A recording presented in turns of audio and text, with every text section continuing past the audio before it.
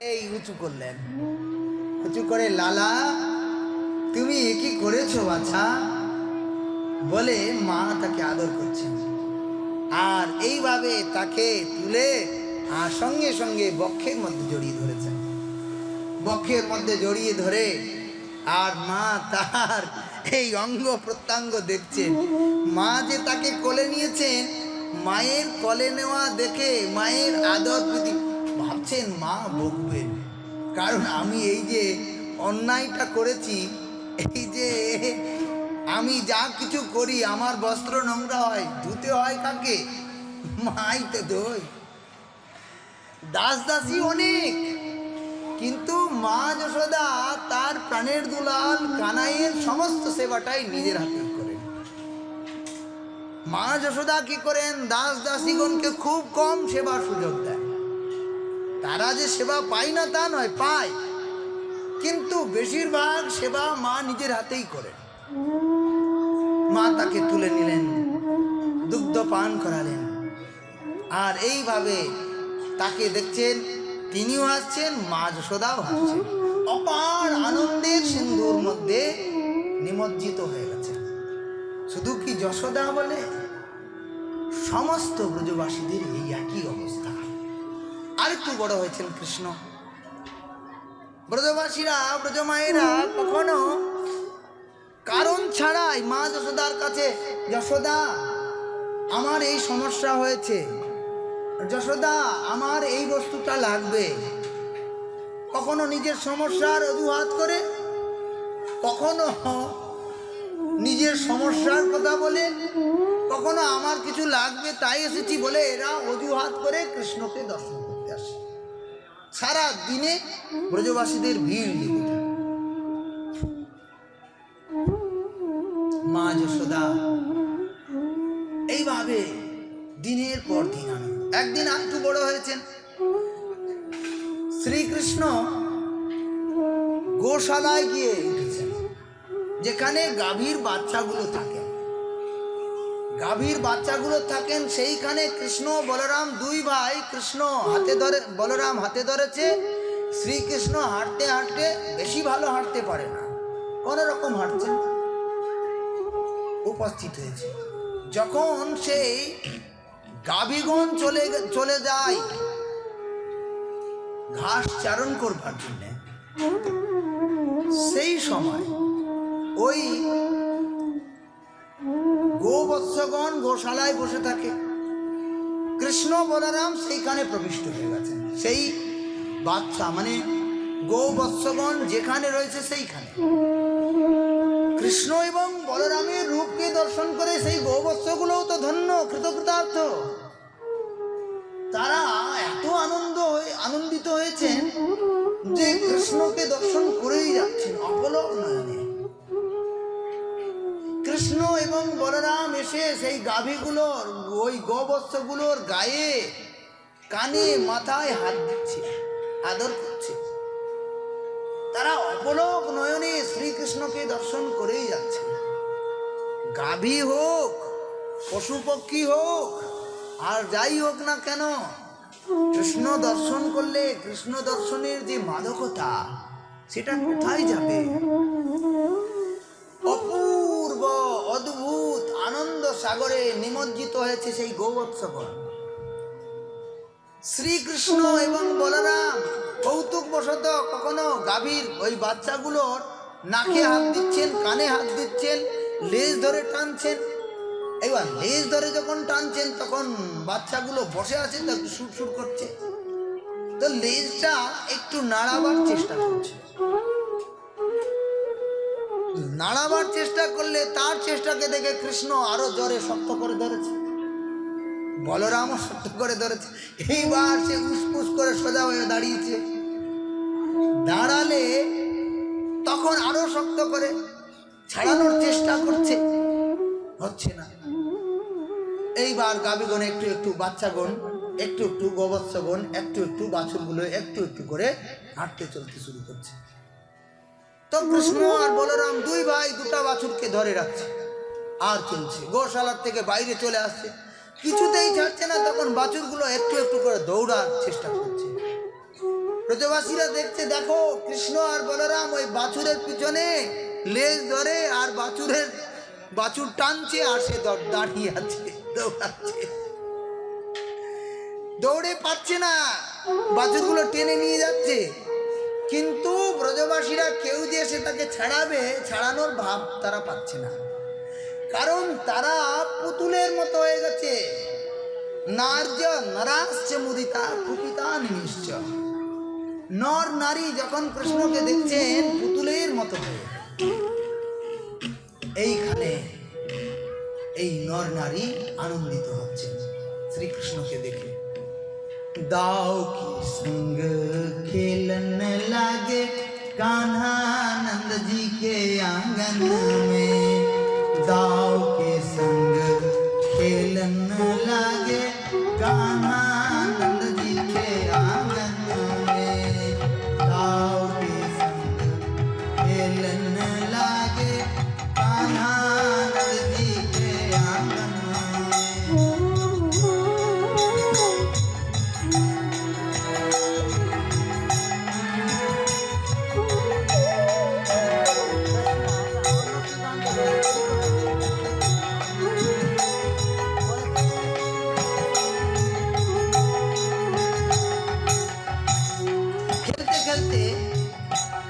গ্রামের অলি গলিতে ভেতরে এদিকে সেদিকে চলে যাচ্ছে, সেইখানে ওই ব্রজবাসীরা দর্শন করছে। কি অদ্ভুত! একটু সেই আনন্দে সকলে দর্শন করছে। নন্দ বাবা বলছেন, আরে তোমরা দাঁড়িয়ে দাঁড়িয়ে দেখছো, দেখো কানাই পড়ে যাবে, বলরাম পড়ে যাবে, তাদের হাতে পায়ে লাগবে, তখন তাদের হোশ হচ্ছে, সত্যি তো আমরা তো তাকে ছাড়ানো উচিত। নন্দ বাবা ছুটে গিয়ে বাছুরগুলোর সামনে দাঁড়িয়েছেন, তখন বাছুরগুলো নন্দ বাবাকে দেখে দাঁড়িয়ে গেছে। এইবার কৃষ্ণ এবং বলরামকে ছাড়িয়ে নিয়ে আসবেন, এরকম লীলা। এটা প্রথম শোনা কি গাইবেন, ব্রজের গান কি আছে?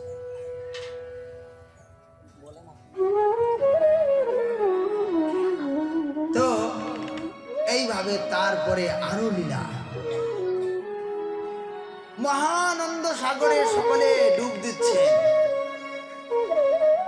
আনন্দের কোনো শেষ নাই। শ্রীকৃষ্ণ এইভাবে ধীরে ধীরে আর একটু বড় হলেন, মাখন চুরি করলেন। ওই যে গ্রামে বেরিয়েছেন সকল কৃষ্ণ সখারা, তাদের সঙ্গে সাক্ষাৎ করলেন। ওই যে গ্রামে ওই যে বলরামের সঙ্গে যাচ্ছেন,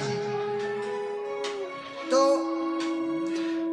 যখন বেরিয়েছেন গ্রামের অলিগলিতে নন্দভ্রমণে গোকুলে, সেইখানে সমস্ত সখা একত্রিত হয়েছে। একত্রিত হলে শ্রীকৃষ্ণ ভাবলো কিছু লীলা তো করতে হবে, কেমন লীলা করা যায়? মাখন চুরি লীলা, মাখন চুরি করতে হবে, এই কল্পনা হলো মাখন চুরি লীলা।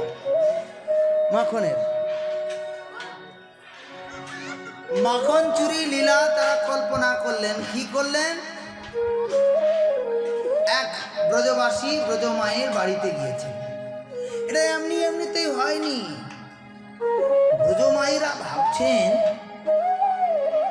যে এই কানাই শুধুমাত্র যশোদার হাতের বানানো তৈরি মাখনই খায়, কোনোদিন কি আমাদের সেই সুযোগ হবে না? আমাদের হাতের মাখন আমরা কানাইকে খাওয়াতে পারবো না? একদিন এক ব্রজমাতা, ব্রজবাসী মা, যিনি শ্রীকৃষ্ণকে পুত্র চোখে দেখেন, সকলেই তো যারা মা যশোদার সমবয়স্কা, তারা সকলেই তো তাকে পুত্ররূপে দেখছেন। তো তারা ভাবছেন, যদি আমি এই সৌভাগ্য লাভ করতে পারতাম। একদিন এক মা, তিনি এত বেশি ভাব বিহ্বল হয়েছেন যে কানাই সেইখানে না আসলে যেন তার এই দুঃখটা কৃষ্ণ কিছুতেই মেটাতে পারবেন না। তাই তাকে সুখ দেবার জন্যে, তাকে পরমানন্দ করবার জন্যে শ্রীকৃষ্ণ সখাগণকে নিয়ে তার ঘরে গিয়েছেন। তার গৃহে গিয়ে দেখছেন সেই ব্রজমা বসে আছেন। ব্রজমার মনে লোভ হয়েছে, ওই যে কৃষ্ণ সখাগণকে নিয়ে অলিগলিতে ঘুরেছে, তো সেই ব্রজমা বসে আছেন। কানাই বললেন, বেশ, তাহলে তুমি এইখানে বসে থাকলে আমি লীলাটা করব কি করে, তোমার ঘরে মাখন চুরি করব কি করে? কানাই করলেন কি, সামনে ওই বাছুরগুলো ছিল বাঁধা, ওই বাছুর 2-4টাকে তাদের সখাকে বলে ঘুরিয়ে দিয়েছে। এবার বাছুরগুলো ছাড় পেয়ে আর ছুটতে শুরু করেছে, লাফাতে শুরু করেছে। এবার ছাড়া বাছুর যখন গাভীর কাছে যাবে সব দুগ্ধ পান করে নেবে, তাহলে তো গোয়ালা আর দুগ্ধ দহন করতে পারবে না। এই জন্যে সেই ব্রজমা তিনি ছুটে গিয়েছেন বাছুরটাকে ধরতে। যতক্ষণে বাছুরটাকে ধরবে ততক্ষণ গাভীকেও ঘুরে দিয়েছে। গাই বাছুর দুইজনে ছুটতে শুরু করেছে।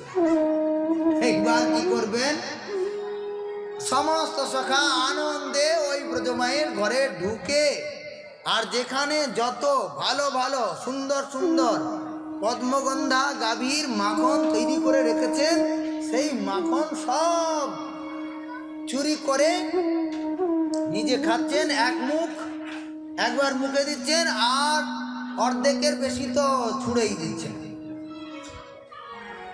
ছুঁড়ছেন এই জন্য যে কৃষ্ণ সখারা সকলে হা করে আছে। এই যে ছুঁড়ছেন, ছোঁড়ার সঙ্গে সঙ্গে ওটা বাইরে না গিয়ে সজা কৃষ্ণ সখার মুখে, আর জিভায় পড়ার সাথে সাথে ওই খোলা মুখ একবারে গলার থেকে নিচে নেমে আসছে। নরম কোমল সেই মাখনের গলা। শুধু কি তাই, শুধু কৃষ্ণ সখা বলে নয়, বাদরগুলো কৃষ্ণের পিছনে পিছনে ধাবন করছেন। বাদর কৃষ্ণ সখা সবাই মিলে এই আনন্দ উৎসবে মহাভোজ মাখনের ভোজন করছে।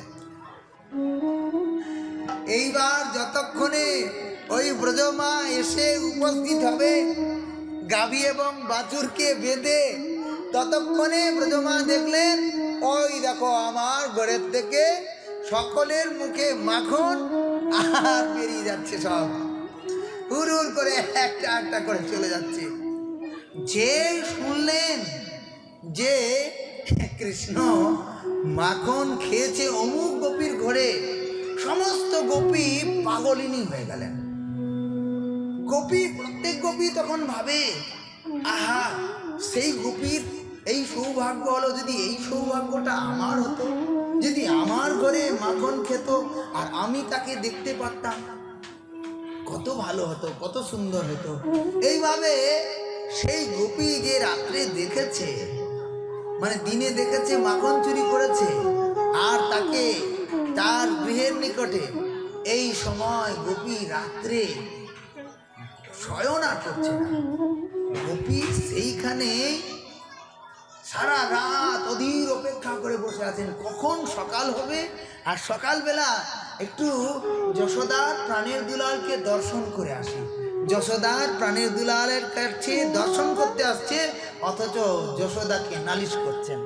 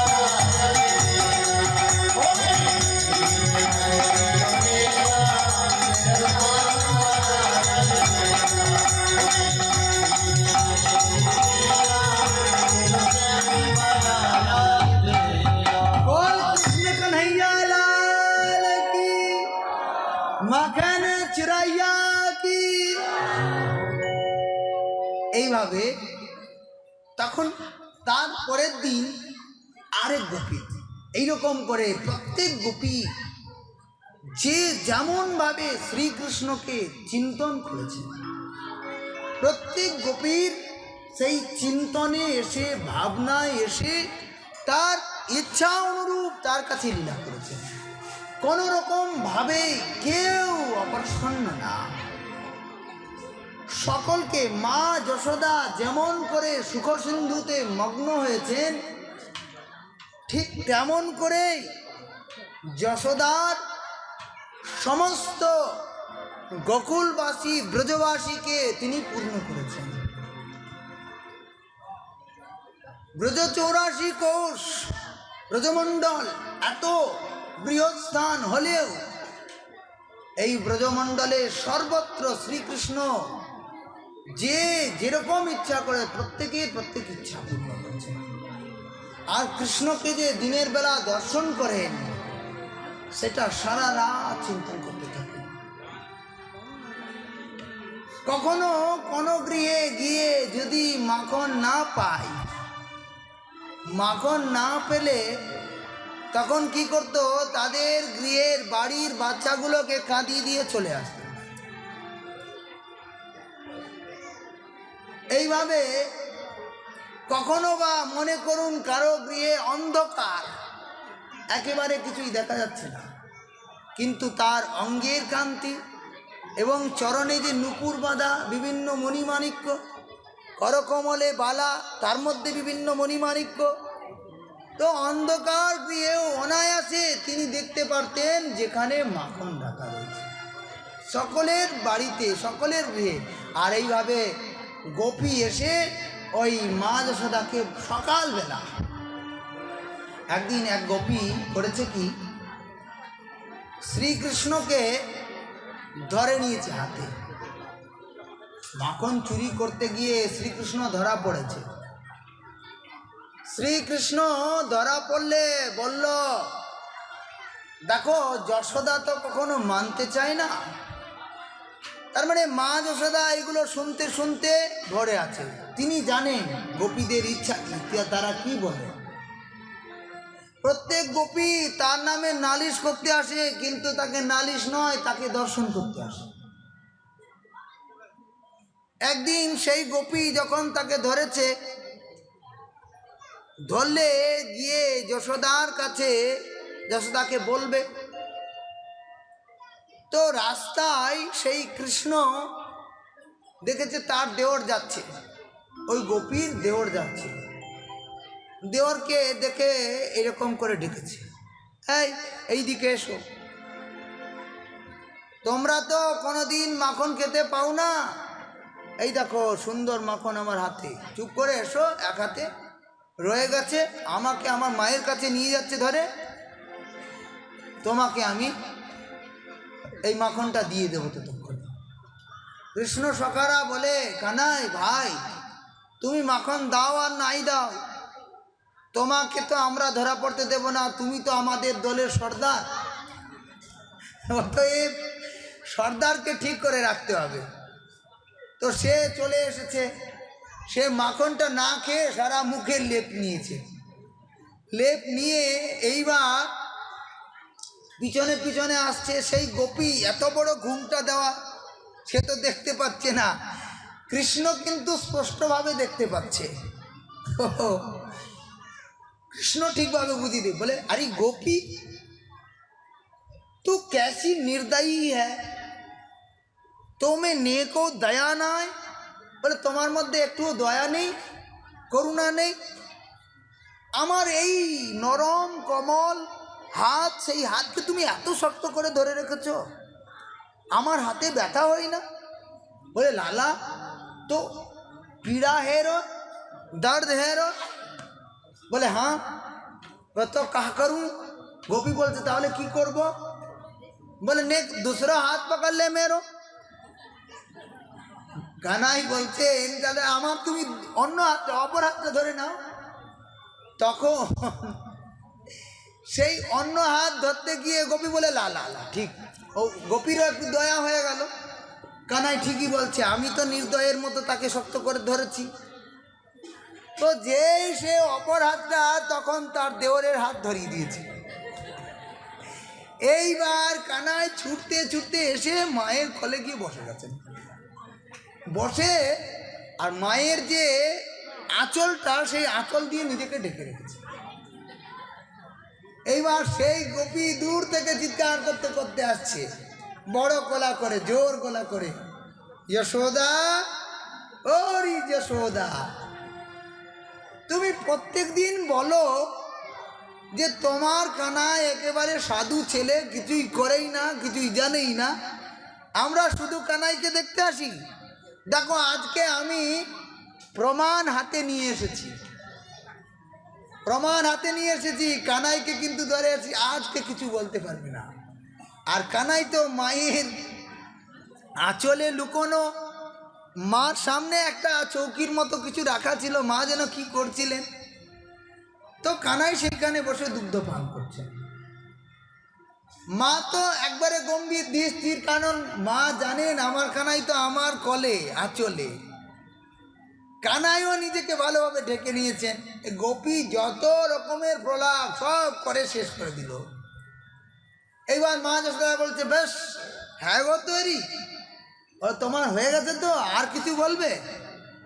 আচ্ছা গোপী নে পানি পিলে। যশোদা মা বলছেন, আচ্ছা ঠিক আছে, তুমি আমাকে না হয় যা বলবার বলবে। ওরে সখী নে পানি লা দে সখিয়ে, বলে সখীকে একটু জল এনে দাও, জল খাবে সখী। বলে দেখ যশোদা, আব ऐसी मत कर, এখন এইরকম আর করবে না। जो बात है, মানে গোপী বলতে চাইছে, এখন আমি তোমার কানাইকে ধরে নিয়ে এসছি বলে তুমি কথাটাকে এদিকে সেদিকে ঘুরিয়ে দেবে, তা তো হবে না, বলতে হবে। এবার বলো তুমি কি বলতে পারো। কানাই মায়ের আঁচলটা একটু সরিয়ে দেখে নিচ্ছে গোপীর মুখটা কিরকম। মা যশোদা বলছে, ঠিক है তো बताऊं मैं कुछ। যশোদা বলছে, আমি তোমাকে কিছু বলি। মা তার আঁচলটাকে, আঁচলের বস্ত্রটাকে অপসারিত করেছেন। যেই অপসারিত করেছেন, দেখছে কানাইয়া, গোপী তার এই যে বড় ঘুমটা, লজ্জা বস্ত্র, এই লজ্জা বস্ত্রটাকে এইরকম করে, ওখানে কত রকমের, কয়েক রকমের ঘুমটা আছে, দেখেছে একটা কাঁচি বাজ করে, শুধু চোখটা দেখা যাবে, আর কিছু দেখা যাবে না। তো দেখছে কানাই তোমার কোলে, তাহলে আমি কাকে ধরে নিয়ে আসছি? দেখলে দেখলে যশোদা বলছে, দেখে না ভালো করে দেখো, ওই ঘুমটাটা সরাও, দেখো। যেই ঘুমটা সরিয়েছে, দেখছে তারই দেওর সেইখানে। গোপী রেগে গিয়ে একটা সজোরে তার দেওরকে থাপড় বসে, নিপুত তু কাঁতে আয়গো, একটা জোরে দিয়েছে। এইবার সেই কৃষ্ণ সখা মার খেয়ে পালিয়ে গেল। এবার কৃষ্ণ কাপড়টা সরিয়ে, হ্যাঁ গোপী আব বাতা কেসে লাগে, বলছে তুমি বলো এইবার কেমন হয়েছে, ভালো হয়েছে তো? আর কোনোদিন আমাকে ধরলে তোমার ভাসুরের হাত ধরিয়ে দেবো।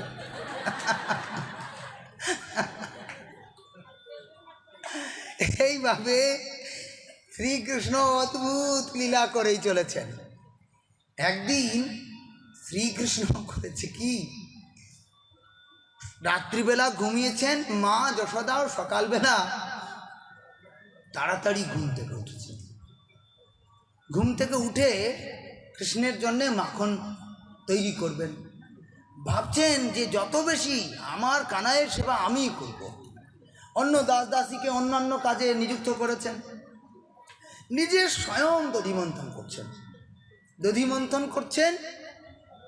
আর শ্রীকৃষ্ণের ওই যে ছোটবেলার থেকে যেমন করে মা মা বলতে শিখেছে, যেমন করে কথা বলে বালকদের সঙ্গে, যেমন করে ব্রজমায়েদের সুখী করে, সেই সব কথা মনে মনে মানে একেবারে চলচ্চিত্রের মতো, ছবির মতো ফুটে উঠছে। আর মা সেই কানাইয়ের কথাগুলোই গুনগুন করে গান করছে আর দধি মন্থন করছে। কানাই ঘুম থেকে উঠে গেছেন ভোরবেলা ব্রহ্ম মুহূর্তে। এইবার সেই সময় মা যশোদা তিনি দেখলেন যে তার কানাইও আজকে তাড়াতাড়ি উঠে গেছেন। দোলনায় শয়ন করছিলেন, সেইখান থেকে উঠে চোখ মলতে মলতে মুখটা অন্যদিকে ঘোরা ছিল, সেই দিকে মায়ের দিকে ঘুরে দেখলেন মা ওইখানেই বসে অনেকগুলো বড় বড় উনুনে দুধ বসিয়েছে, দুধ ফুটছে, গরম হচ্ছে। সেই সময় মা ভাবছে কানাই জাগার আগে আগে আমি সমস্ত কার্য, আর দধি মন্থনও করছেন। এই দধি মন্থন শুরু হয়েছে, কানাই উঠে গেছেন, উঠে গিয়ে বলছেন মা মা আমি দুগ্ধ পান করব, मैया मैया ओरी मैया मोए भूख लगी मोए दूध पिबाए दो, আমাকে দুগ্ধ পান করাও। लाला कन्हैया जग्गो मेरे लाल, अच्छो बहुत बढ़िया, खूब सुंदर। देख लाला तेरे ताई तेरे काजे सुंदर माखन में बनाए हूँ। हमारी जो सुंदर कारी गैया है ना, बोले कालो गाय जे आमादेर आछे সেই কালো গাই গাভীগুলো বেশিরভাগ পদ্মগন্ধা, তাদের দুগ্ধে কমলের পুষ্পের পরাগের মতো, কমলের পুষ্পে যেরকম সুগন্ধ হয় সেই সুগন্ধের ওই দুগ্ধ, সেই দুগ্ধ দিয়ে দই পাতানো হয়েছে, সেই দই দিয়ে মাখন তৈরি করছি। লালা ये देख यही माखन তোয়ে খাওয়াऊंगा। মা বলছেন कैसे खावे गो, खोलियो ने मुख है। মা যশোদা বলছেন মুখটা একটু খোলো তো বাচ্চা, কেমন করে খাবে দেখাও তো আমাকে কিভাবে খাবে। তো কানাই বলছে নাই মাইয়া মই দুধ পিবায় দাও, আমি তো দুধ পিউঙ্গো। কানাই বলছেন মা আমি ওই সব তোমার কথাতে আমার হবে না, আমি শুধু তোমার দুগ্ধ পান করব। বেশ, কানাই এসে জিদ করে মা ওই যে দধিমন্থন করছিলেন ওই পালনার থেকে উঠে এসে মায়ের পৃষ্ঠদেশে দাঁড়িয়েছেন। সামনে তো আসতে পারছেন না, দধিমন্থন হচ্ছে, তো পিছন দিয়ে মায়ের গ্রীবাকে বন্ধন করেছেন, আকর্ষণ করেছেন। এইখানে গ্রীবার মধ্যে দুটো হাত ছোট্ট ছোট্ট। মা তখন করলেন কি কানাইকে ওই পিঠে নিয়ে একটু একটু করে দোল দিতে লাগলেন। কানাই দুলছে, তো আবারও কানাই বলছেন মাইয়া মই দুধ পিবা দে। তখন মা বলছেন মনে হয় মানবে না, দুধ তাকে পান করাতেই হবে। মা করলেন কি ওই দুগ্ধ পান করাবেন, কিন্তু ভাবছেন এই তো মাখনটা তৈরি হয়ে আসলো, আর একটু আছে, হয়েই যাক। ততক্ষণে কানাই তার নিজের ব্যবস্থা করেছে, এই যে মায়ের হাতটা ওই মাখনের মথনির রজ্জুর মধ্যে, কানাই করলো কি মায়ের ডান হাতটা দক্ষিণ হাতটা একটু একটা হাত দিয়ে উঁচু করেছে, তুলেছেন। মাও তার হাতটা উঁচু করে দিয়েছে। আচ্ছা বেশ, তাহলে যদি সে কলে আসতে চায় আসুক। এইবার মায়ের কলে এমনভাবে পড়ে গেল যেন নরম কমল বালিশের মধ্যে শয়ন করায় মা যেখানে, কানাইয়ের মনে হলো সেই বালিশের থেকেও সেই বিছানার থেকেও আরও বেশি সুকোমল মায়ের কল। মায়ের কল হলো বাচ্চাদের জন্য সব থেকে বেশি সুখের স্থান। সেই মায়ের কলে কানাই বসে গেল। এইবার কানাইয়ের মনে হলো মায়ের অনুমতি ছাড়াই মায়ের কলে বসে গেছি, তার মানে অপরাধ করেছি। তো মাকে দেখে খিলখিল করে এক মুখ হেসে দিয়েছেন। হেসে দিলে মা তখন মনে করলো আচ্ছা আচ্ছা ঠিক আছে, তুমি কোনো অপরাধ করনি বাচ্চা। এই দেখো আমিও আনন্দিত হয়েছি, মাও হাসছেন কৃষ্ণও হাসছেন, এইভাবে উভয়ের আনন্দের ব্যতিহার হলো। এইভাবে মা দধি মন্থন করে যাচ্ছেন, আর মায়ের বক্ষদেশে এসে কানাইয়ের মস্তকটা, কানাই মায়ের কলে বসে দধি মন্থন করছেন মা। সঙ্গে সঙ্গে কানাই ধরে নিলেন মায়ের দুটো হাত, দুটো করকমলকে ধরে মা এবার বললেন যা হোক তা হোক, কানাইকে এখন আমাকে দুগ্ধ পান করাতেই হবে।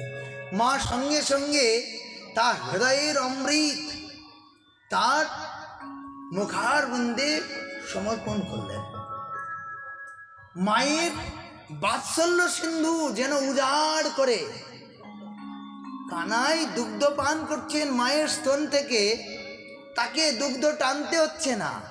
মায়ের বাৎসল্যতার জন্যে এত দুগ্ধ যে অর্ধেক দুগ্ধ কৃষ্ণ পান করছেন আর অর্ধেক দুগ্ধ মুখ দিয়ে গড়িয়ে বেরিয়ে যাচ্ছে। এটা তো একটা স্তনের থেকে। অপর স্তন থেকে মা যেন তার প্রাণের দুলাল কানাইকে দুগ্ধ দ্বারা স্নান করিয়ে দিচ্ছেন, অভিষিক্ত করে দিচ্ছেন। কি অদ্ভুত! বাৎসল্য সিন্ধু ভগবানের এক বিন্দু বাৎসল্য জগতে এসে সমস্ত মাতা পিতাগণ এত মমতা পায়, আর সেই বাৎসল্য সিন্ধু ভগবানকে আজ মা যশোদা বাৎসল্য প্রদান করছেন। বাৎসল্য দানে তাকে দুগ্ধে স্নান করিয়ে দিচ্ছেন। এমন সময় মা দেখলেন যে দুগ্ধের পাত্রগুলো সব যেন একসঙ্গে দুগ্ধ গরম হয়েছে, ফুটে ফুটে পড়বে। এবার দুধ উপলে উঠছে। দুধ উপলে মাটিতে পড়লে সেটা অপবিত্র। যেন সমস্ত দুগ্ধের পাত্রগুলো চিন্ময় হয়ে গিয়ে মায়ের কাছে প্রার্থনা করছেন, মা যশোদা, হে যশোদে, তুমি আমাদের সেবার সুযোগ দাও। তোমার হৃদয়ে এত অমৃত রয়েছে যে মা ওইখানে কৃষ্ণও তৃপ্ত হবেন না আর তোমার দুগ্ধও শেষ হবে না, এত দুগ্ধ রয়েছে। মা আমাদের সেবার সুযোগ দিন। আমরা তাহলে কেন, যদি আমাদের সেবার সুযোগ নাই দেবে তাহলে আমরা আর আমাদের এই দেহ রাখবো না, এই জ্বলন্ত অগ্নিতে আমরা লাফ দিয়ে আমাদের প্রাণকে উৎসর্গ করব। দুগ্ধ সব চিন্ময় হয়ে প্রার্থনা করছে। মা তখন দেখলেন দুগ্ধ উঠে পড়ে যাবে, উপলে পড়ে যাবে, সঙ্গে সঙ্গে কানাইকে রেখে আর সেই দুগ্ধের পাত্রগুলো নামাতে গেলেন। কানাই দেখছেন এখনও তো আমি দুগ্ধ পান করে পূর্ণ হয়নি, এই দুগ্ধই হলো আমার শত্রু। এরা আমার মায়ের প্রীতিটা, মা যে আমাকে ভালোবাসছে এটা ভাগ করে নিচ্ছে। এরা সহ্য করতে পারছে না আমার মায়ের প্রীতি। ওই জন্যে আমি এই যে মা মাখন তৈরি করছে, এই মাখনকেই আমি শেষ করছি। দাঁড়াও। কানাই এদিকে সেদিকে তাকিয়ে দেখছেন, কিছুই তো দেখছেন না। দেখলেন ওই যে মশলা বাটে না, নড়া, শিল নড়া, তাকে কি বলে, যেটা ছোট হয় নড়া বলে, ওই নড়াটাকে তার কাছে গিয়ে দুই হাত দিয়ে তুলছেন, পাচ্ছেন না। না পারলে করলো কি, এই পেটের মধ্যে রেখে আর গুটগুট করে ধীরে ধীরে করে চলে আসছে, একটু ভারী একটু বড়। এসে ওই যে মাখন তৈরি হয়ে গেছিল, অল্প একটু বাকি ছিল, এসে ধড়াম দিয়ে দিয়েছে। দিয়ে আবার কান্নার ভান করছে। মা দেখলো না তো, এই চোখ মলতে মলতে এপাশ সেপাশ দেখে নিয়েছে। যেই দেখলেন যে মা নাই, তখন দেখলে আরো সর্বনাশ করতে হবে। মা যে ঘরে অনেক অনেক মাখন রেখেছেন, সেই ঘর অন্ধকার, কোনোদিন তার ভেতর ঘরের দরজা মা খোলেন না, সেই ঘরে কানাই প্রবিষ্ট হয়ে গেছেন। প্রথমে গিয়ে সেই দরজাকে বাইরে ভেতর থেকে খুললেন, খুললে সকালবেলা হয়ে গেছে ততক্ষণে। এইবার কৃষ্ণ সখারাও এসে উপস্থিত, বাদরগুলোও এসে উপস্থিত।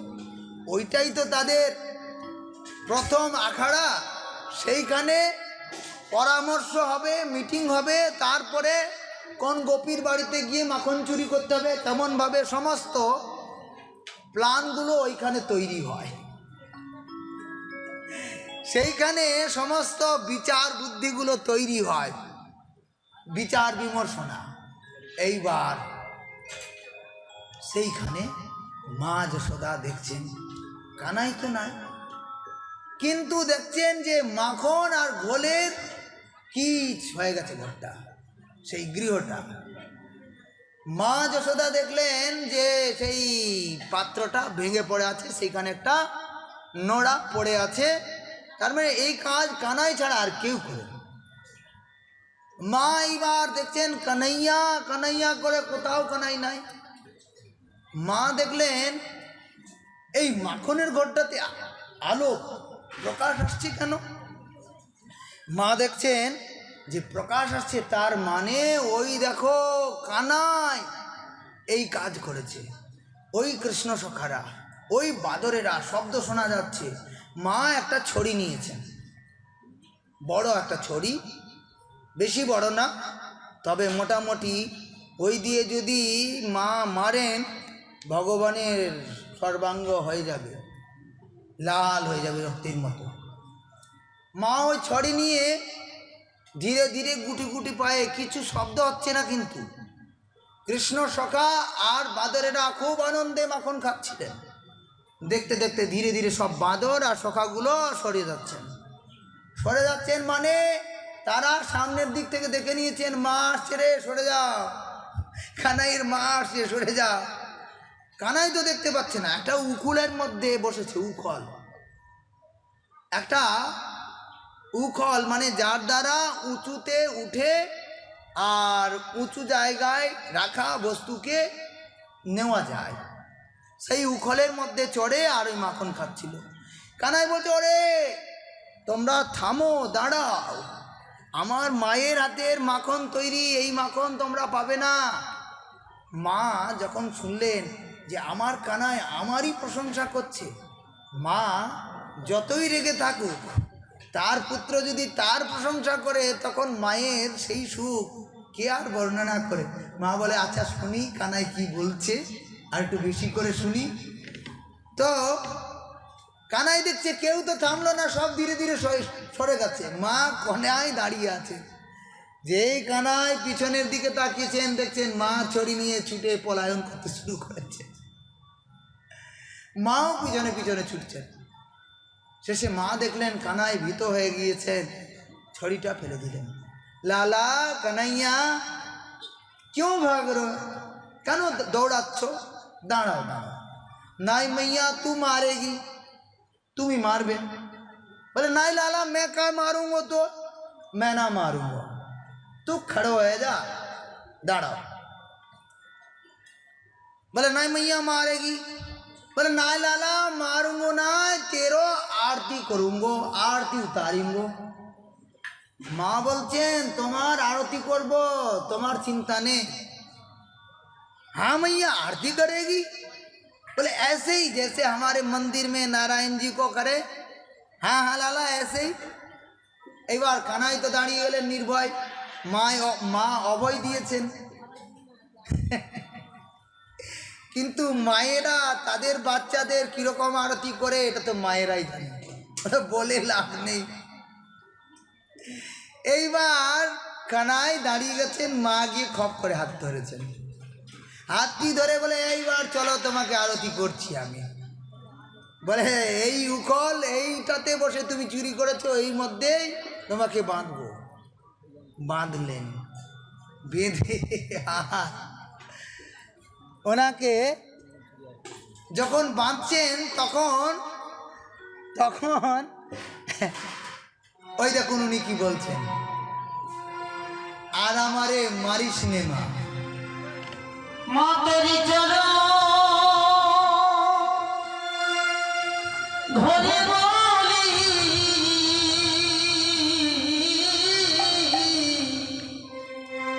নরি চুরি আর আর করিব না, আর আমারে বাঁধিস নে মা, আর আমারে মারিস নে মা, আর আমারে বাঁধিস নে মা। মা তোরি চলো ধরে বলি,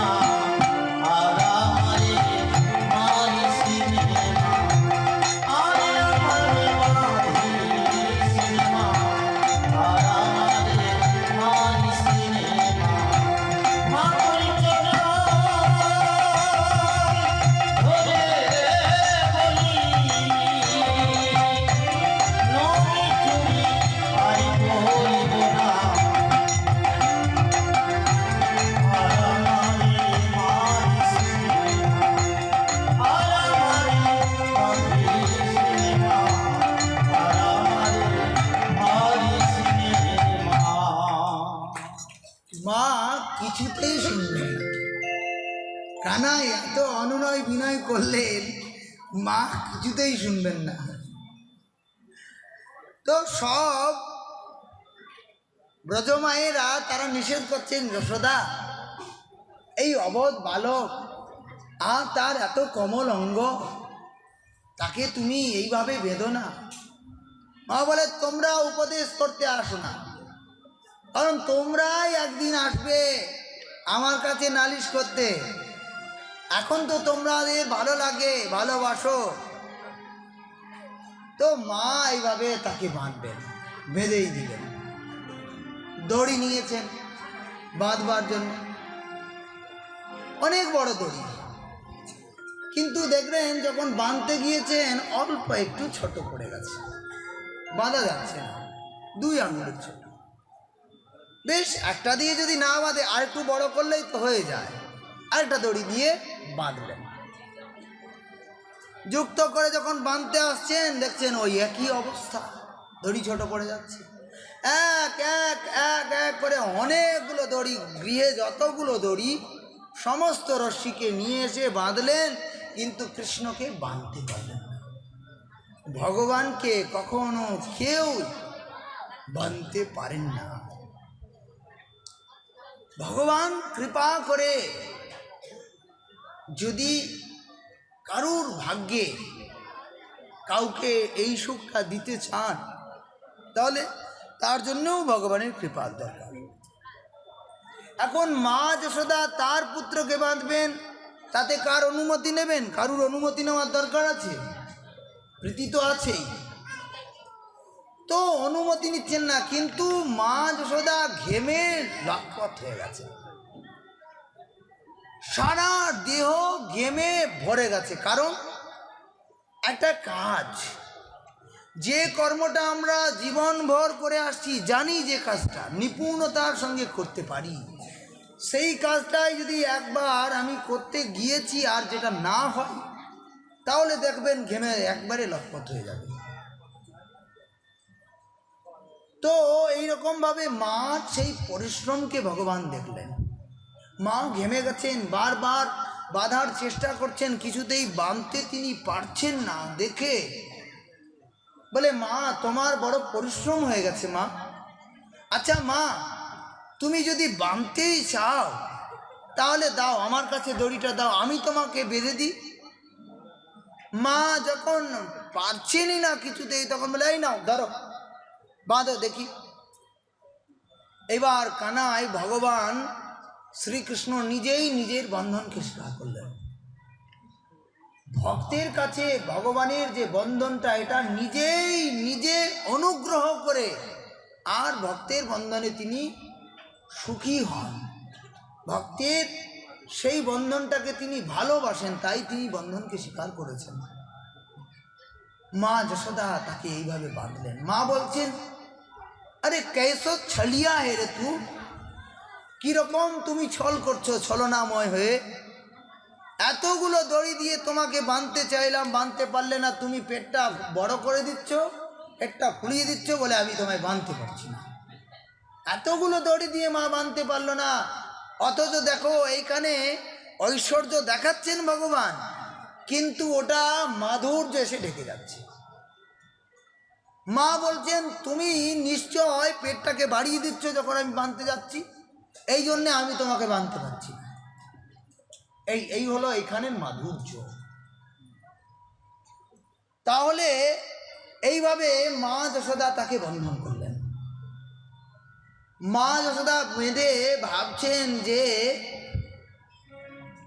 তার একটু চিকিৎসা করা দরকার পরবর্তীকালে। তো এই বন্ধন অবস্থায় মা যখন তাকে বেঁধে আর অন্য কোনো কার্যে নিযুক্ত হলেন, অকস্মাৎ দেখা গেল কৃষ্ণ সখারা আসলেন তার কাছে। মায়ের কাছেই তো ছিলেন, জানেন আমাদের জন্যেই তো এই বিপদ হয়েছে সখার। সর্দারকে আমরা এইভাবে বন্ধন অবস্থায় কিভাবে দেখতে পারি? তো তারা কি করলেন, কৃষ্ণ সখারা তাকে ওই বন্ধন থেকে মুক্ত করবার চেষ্টা করলেন। কৃষ্ণ বলে, এই দেখো, এই উকলটা যদি এই উখলটা দিয়ে তো মা বেঁধেছে, এই উখলটাকে যদি টানতে টানতে ওই দেখো সামনে দুটো বড় বড় বৃক্ষ রয়েছে, ওই বৃক্ষের মধ্যখানে ফাঁসায়, আর ওখান থেকে যদি আমরা টান দিতে থাকি দেখবে দড়িটা ছিঁড়ে গেছে। ভগবান করুণা করবেন ওই দুটো বৃক্ষস্বরূপকে। ওই দুটো বৃক্ষস্বরূপ অর্জুন বৃক্ষদ্বয়, অর্জুন গাছ। আপনারা জানেন অর্জুন বৃক্ষ সম্বন্ধে আপনাদের। তো অর্জুন বৃক্ষস্বরূপে দুটো বড় বৃহৎ বৃক্ষ অনেক দিন ধরে আছে, সত্যযুগ থেকে আছে। দেবর্ষিপাদ নারদ শাপ দিয়েছিল কুবেরের পুত্র নলকুবর এবং মণিগ্রীব, দুইটা নাম, একজনের নাম নলকুবর, একজনের নাম মণিগ্রীব। তো এক তো তারা কুবেরের পুত্র বলে তাদের অহংকার ছিল, আর তারপরে তাদের যুবাবস্থা বলে তার অহংকার ছিল, আর তার সঙ্গে আবার তরুণী ছিল তাদের সঙ্গে, তারপরে আবার মদিরা পান করেছেন। নীতিশাস্ত্র বলছেন যৌবনম ধন সম্পত্তি প্রভুত্তম অবিবেকিতা एकैकम अपि अनर्थाय एकैकम अप्य अनर्थाय किमु यत्र चतुष्टयम। যৌবন ধন সম্পত্তি, যৌবন ধন সম্পত্তি প্রভুত্তম, আমি শ্রেষ্ঠ। এই যে কুবেরের পুত্র বলে গৌরব আছে না, কুলের গৌরব আছে।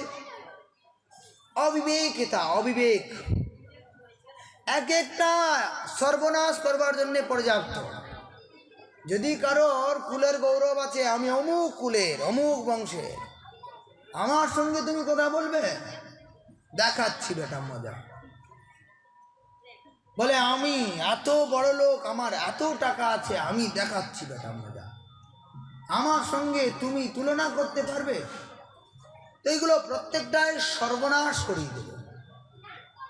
তার মধ্যে বলছেন চারটা যদি এক জায়গায় মিলিত হয়, তার মধ্যে আবার তরুণীরা রয়েছেন তার সঙ্গে।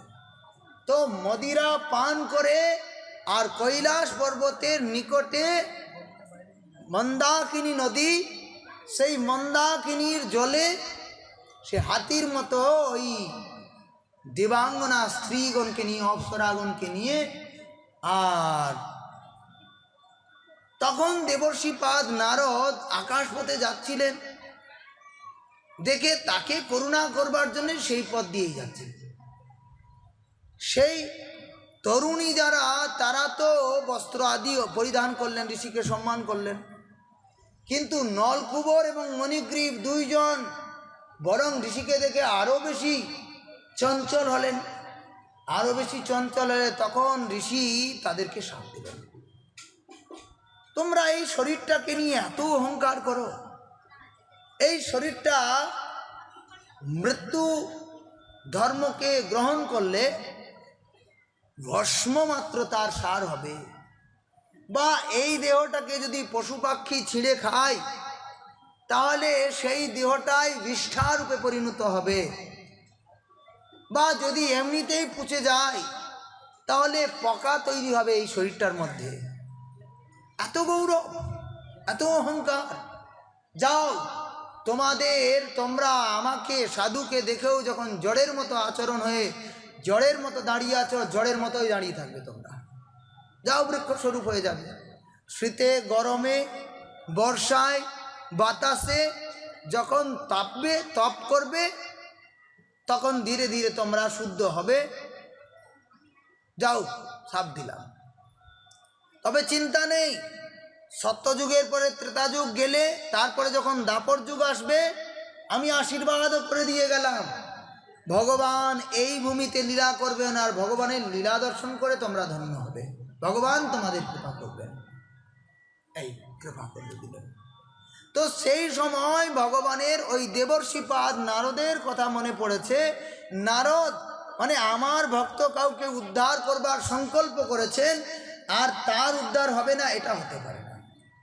ভক্ত সংকল্প করেছে মানে তার উদ্ধার হতেই হবে। এইবার ভগবান সেইখানে গিয়ে উপস্থিত হয়েছেন।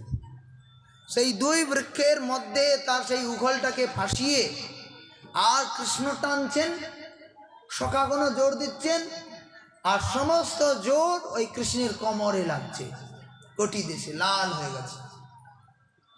কিন্তু ওটা তো লৌকিক, ভগবান তো এখানে লীলা করলেন তার ভক্তের কৃপায়, ওই ভক্তকে কৃপা করলেন, তাকে কৃতার্থ করলেন। নলকুবর মণিগ্রীব উদ্ধার হয়ে গেল, বৃক্ষরূপ থেকে উৎপাটিত হয়ে গেল, ধড়াম করে পড়েছে, শব্দ হয়েছে কিন্তু শব্দটা অনেক পরে হয়েছে।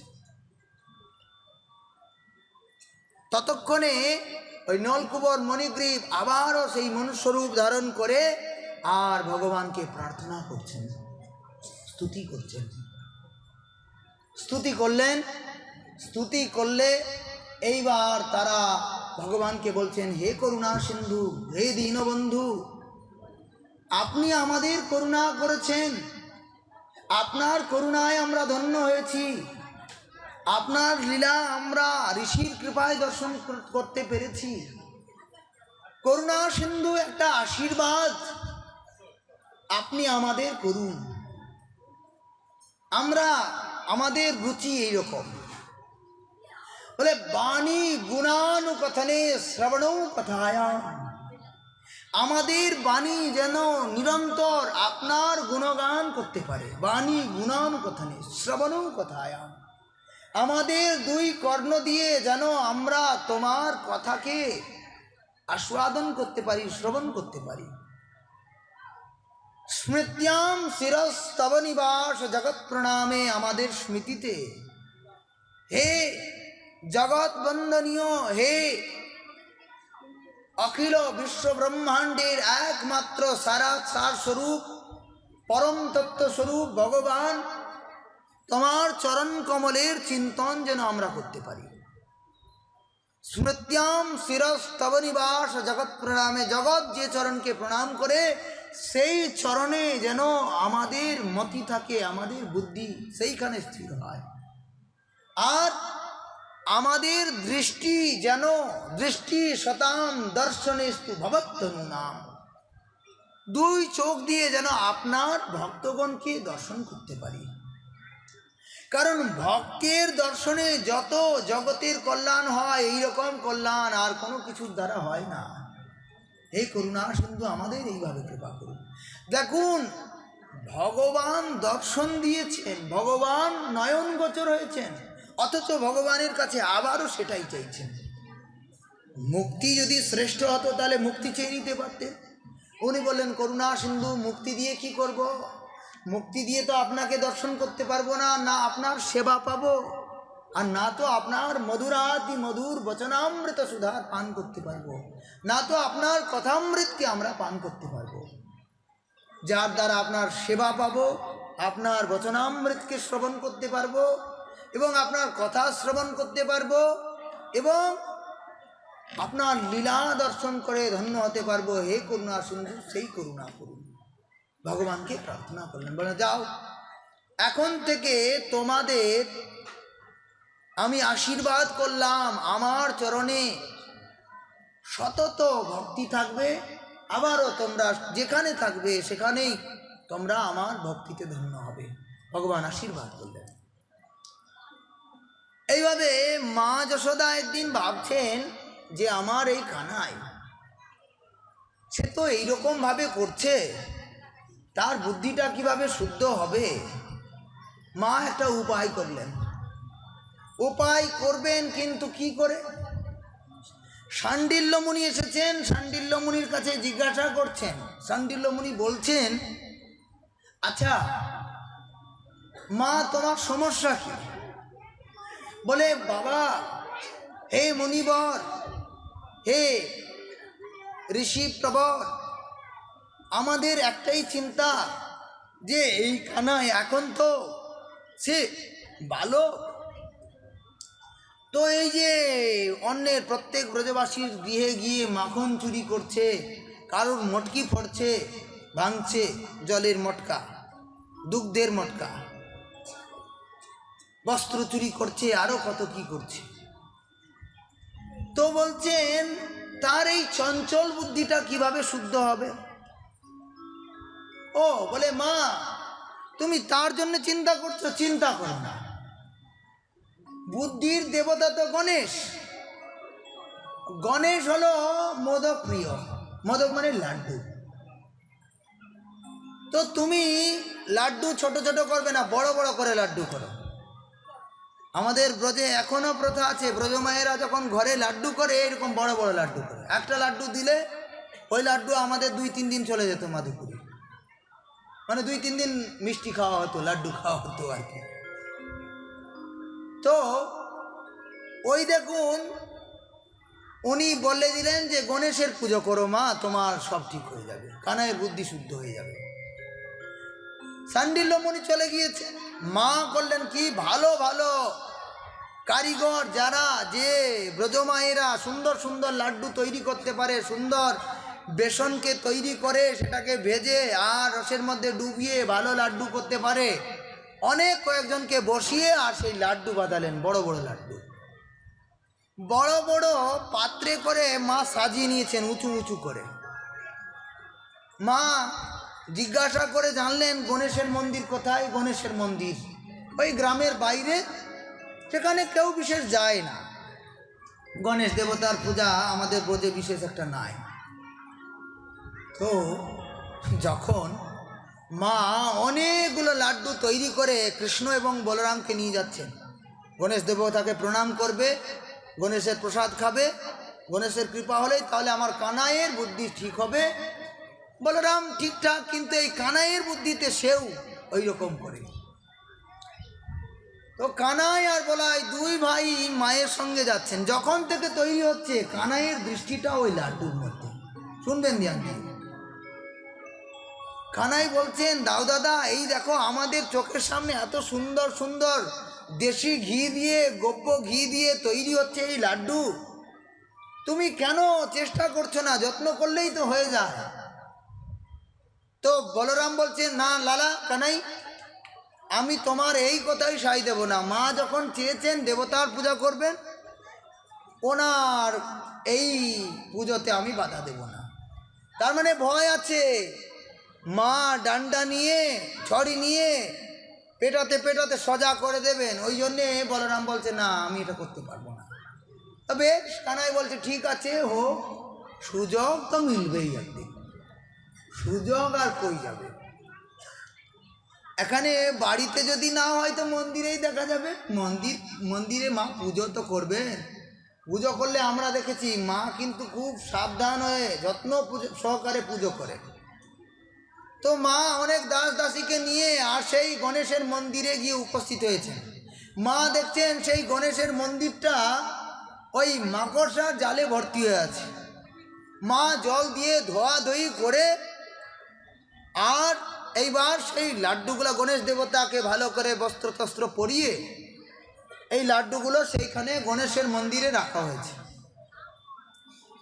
রাখা হলে মা বলে, লালা কানাই এইখানে বসো, হাঁটু গেড়ে প্রণাম করো।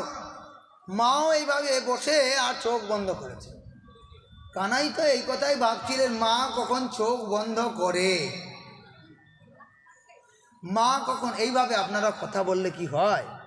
সময় দেখুন হয়ে যাচ্ছে, আপনারা কথা বললে তো আর হবে না, আমাকে দৌড়াতে হবে, এক্ষুনি দৌড়াতে হবে। এই একটা লীলা শুনিয়ে যাচ্ছি, খুব ভালো লীলা, বলবো না মনে করেছিলাম, কিন্তু মনে হলো যে না বলেই দিই। তো গণেশ দেবতার মন্দিরে মা ওই বসে আর এই ধ্যানমগ্ন হয়েছে, চোখ বন্ধ করেছে। সঙ্গে সঙ্গে কানাই করেছে কি, মা বলেছেন চোখ বন্ধ করতে, করেছেন। এবার মা দুই পুত্রকে চোখ বন্ধ করতে বলে তারপরেই মাও চোখ বন্ধ করবেন। যেই মা বন্ধ করেছেন সেই সুযোগ নিয়ে দেখলেন মা চোখ বন্ধ করেছে, এখন সময় আছে। মা চোখ খুলতে দেরি আছে, সঙ্গে সঙ্গে করলো কি, ওই লাড্ডু একটা নিয়ে আর মুখে দিয়ে আর ছুঁড়ে দিয়েছেন। বলরাম বলছে, কানাই যখন খেয়েই ফেলেছে তখন আমি খেলে আর দোষ। এইভাবে দুই ভাই এক কামড় নেই আর এই ছুঁড়তে শুরু করে, এক কামড় নেই আর ছুঁড়তে শুরু করে। কৃষ্ণ সখারা তো ঘুরে আছে পিছনে পিছনে। এইবার দেখছেন মা যখন চোখ খুলেছেন ততক্ষণে আর একটাও লাড্ডু নেই। এত বড় বড় পাত্রে এত লাড্ডু মা 2-3 দিন ধরে তৈরি করিয়েছেন, লাড্ডু নাই। বলে লালা কানাইয়া, এই তোমার কাজ, তুমি করেছো না বলরাম করেছো, বলো, তোমাদের দুইজনেরই কাজ। বলে মা তুমি দেখলে না এই গণেশ দেবতার কতদিন ধরে পুজোই হয়নি, কেউ আসে না এই মন্দিরে। ওই জন্য গণেশ দেবতা খুব ক্ষুধার্ত, অনেক দিন ধরে খাইনি তো, তাই গণেশ দেবতা একাই সব লাড্ডু খেয়ে গেল, গণেশ দেবতাই খেয়েছে। মা ছড়িটা নিয়ে বলছে এইবার সত্য কথা বলবে না পড়বে পিঠের মধ্যে। যখন গণেশ দেবতার সামনেই তার প্রভুকে মারানো হচ্ছে, ভগবান কিন্তু শিউরে গেছেন, কেঁপে গেছেন। ভগবানের ওই ভীত অবস্থাটা দেখেছেন গণেশ দেবতা।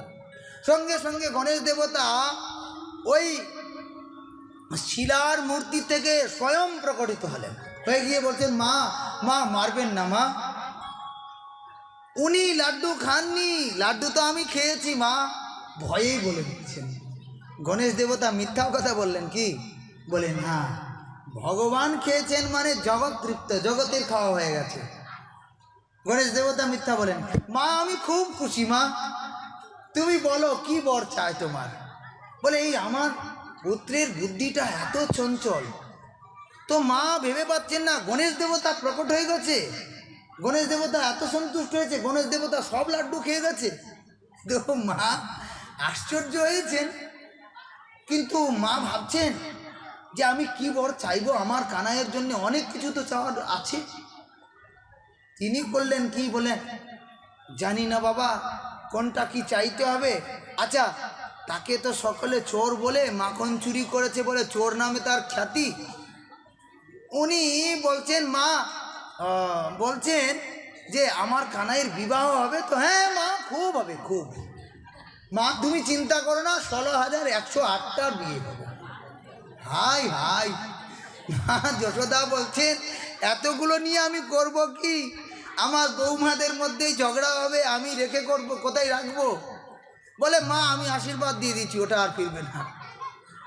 এইভাবে গণেশ দেবতার মন্দির থেকে বেরিয়ে আসছেন। তো এইভাবে ভগবান মধুরাতি মধুর লীলা অনেক করলেন। ওইখান থেকে বৃন্দাবনে চলে আসলেন। ওই যে বৃক্ষ দুটো উৎপাটিত হলো, সব ব্রজবাসীরা যখন পরে শব্দটা শুনল, শব্দটা শুনে এসে উপস্থিত হয়েছেন বৃক্ষ দুটা উৎপাটিত। কৃষ্ণ ওই বৃক্ষদ্বয়ের মধ্যখানে ফেসে আছে। তিনি মা যশোদার প্রতি একটু কুপিত হলেন, রেগে গেলেন। ছোট্ট বালক, তাকে এইরকম কেউ দণ্ড দেয়, যদি কিছু অনর্থ হয়ে যেত। মা যশোদাও এই দুঃখ আর নিতে পারছেন না। আমি এই ভুল করলাম, একটা যদি মহান কিছু হয়ে যেত, অনর্থ হয়ে যেত, তাহলে কি হতো। মা এইভাবে দরজা বন্ধ করে দিয়েছেন, দুঃখে কষ্টে ভয়ে। নন্দবাবা পরে দরজা খুলে আর তাকে সান্ত্বনা দিলেন, কানাইকে সেইখান থেকে তুলে নিয়ে আসলেন। ওইখানে ব্রজবাসীরা বিচার করলেন আর আমরা এই গোকুলে থাকবো না। গোকুলে বিভিন্নভাবে এই অসুরদের বিভিন্নভাবে উপদ্রব হচ্ছে, এখান থেকে বৃন্দাবনে যাব। বৃন্দাবনে তিনি অঘাসুর বধ করলেন, বকাসুর বধ করলেন, আর এইভাবে অনেক লীলা। সেইখানে অঘাসুর বকাসুর বধ করে সেইখানে আবার ধেনুকাসুর বধ করলেন। সেইখানে ব্রহ্মমোহন লীলাও হলো। ভগবান গো বৎস চারক হলেন, বাছুরগণকে তিনি চড়াবেন, গোচারণ করবেন। নন্দবাবাকে বলেছেন, নন্দবাবা বললেন এখন তো সময় আছে, একটু বড় হও। তিনি বললেন না, আমাকে যখন করতেই হবে তখন আমি সেটা এখন থেকেই করতে চাই। তো নন্দবাবা তখন শুভ দিন দেখে গোপাষ্টমীর দিনে কৃষ্ণ এবং বলরামকে গোপালক, গোপাল নাম দিলেন। মানে গোবৎসগণকে চড়ানোর জন্যে নিয়ে গেল। অনেক কয়েকজন গোপাল ছিলেন তাদের সঙ্গে, আর সেইখানে অঘাসুর, বকাসুর, ধেনুকাসুরকে বধ করেছেন। সেইখানে আরো অনেক লীলা। সেইখানে কালীয় দহ, কালীয় নাগ, সেই কালীয় নাগকে মর্দন করলেন। কালীয় নাগের স্ত্রীগণ তারা অনুনয় বিনয় করলেন, ভগবান কালীয় নাগের ফনার মধ্যে নৃত্য করলেন। আর তারপরেই ভগবান ওই বৃন্দাবনে যমুনার তটে কদম্ব বৃক্ষের শাখায় বসে ওই ব্রজদেবীরা যে নিরন্তর কৃষ্ণের চিন্তন করেন, মানে শ্রীকৃষ্ণ একটু বড় হয়েছেন, আর সেইখানে তিনি ওই গোপীদের বস্ত্র চুরি করবেন, বস্ত্র চুরি করছেন। তারা কার্তিক মাসে ব্রত করেছেন, আর কার্তিক মাসে প্রত্যেক দিন সকালবেলা নিয়ম করে ভোরবেলা গিয়ে যমুনায় স্নান করে, আকণ্ঠ জলে স্নান করে, আর স্নান কি করবেন, ওদের সমস্ত চিন্তন নাম মাত্রে তারা যোগমায়া বা কাত্যায়নীর উপাসনা করছেন। সেইখানে যায়, কিন্তু তারা যাচ্ছে কেন, লক্ষ্য কি, মূল লক্ষ্য হলো এই কালী মাকে, কাত্যায়নীকে, যোগমায়াকে তারা বলছেন কাত্যায়নী মহামায়ে महायोगिन्नधीश्वरी नंद गोप सुतम देवी पति में कुरुते नमः। नंद गोप सुतम देवी, नंद गोपेर पुत्र के आमादेर प्रतिरूपे पाइए दिन, हे कात्यायनी, हे महामाया, ताके जेन आमरा प्रतिरूपे स्वामी रूपे पाई। এই তাদের এই হলো তাদের উপাসনা। তো তারা যখন স্নান করতে যেতেন, একে অপরকে আহ্বান করে ডেকে, তখনও তারা কৃষ্ণ কথা করতে করতে, কৃষ্ণ চরিত্র গান করতে করতে যেতেন, যমুনায় স্নান করতেন। শীতে শরীর থরথর করে কাঁপছে, কিন্তু দেহের প্রতি আবেশ নেই, তো কৃষ্ণের প্রতি আবেশ, কৃষ্ণ কথা শ্রবণ করবেন। সেইখানেই বেণুগীত আছে। আজকে আমরা বাল্যলীলায় এমন ডুবে গেলাম, আর সময়ই পেলাম না। কৃষ্ণলীলা যদি পূর্ণরূপে বলা যায় তো এই 2-1 ঘন্টা 3 ঘন্টার মধ্যে হয়, তাও তো আপনারা দয়া করে 4 ঘন্টা দিয়েই দিচ্ছেন। কালকেও ভাবলাম দেরি করব না, আজকেও দেরি করব না, ভাবলাম হয়েই তো গেল। তো দেখুন, সেইখানে বস্ত্র তাদের চুরি করে নিয়েছেন, আকণ্ঠ জলে দাঁড়িয়ে, আর তারা কৃষ্ণের চরিত্র করছেন। মাসের শেষে, কার্তিক মাস যখন শেষ হয়েছে, তাদের ব্রতটা পুরো হয়েছে, সেই সময় ভগবান সেই যমুনার তটে গিয়েছেন, এক কদম্বের শাখায় বসেছেন, তাদের বস্ত্র চুরি করে ফেলেছেন। গোপীরা বুঝতে পারছেন যে কৃষ্ণ বোধহয় এই নিকটেই গোচারণ করতে চলে এসেছেন, তার আভাস তারা পাচ্ছেন। ইতিমধ্যে কৃষ্ণের 2-1টা শব্দ তাদের বচনামৃত, মানে কৃষ্ণ সখাগণের বচনামৃতও শুনতে পাচ্ছে।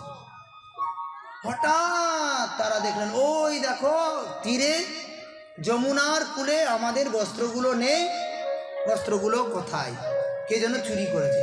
দেখলেন আরেকজন সখী বলে, সখী ওই দেখো বৃক্ষের মধ্যে ওই বস্ত্র চুরি করেছে। তারপরে ভগবান সেই গোপীগণকে আশীর্বাদ দিলেন, চিন্তা নেই, তোমরা যে জন্যে ব্রত করছো, তোমাদের সেই ব্রত সার্থক হবে। আমি তোমাদেরকে করুণা করব রাস পূর্ণিমায়, শারদীয় পূর্ণিমার দিনে। তো সেই আশ্বাসন দিয়ে তারপরে বলে, এখন নয়, শরৎ পূর্ণিমার দিন।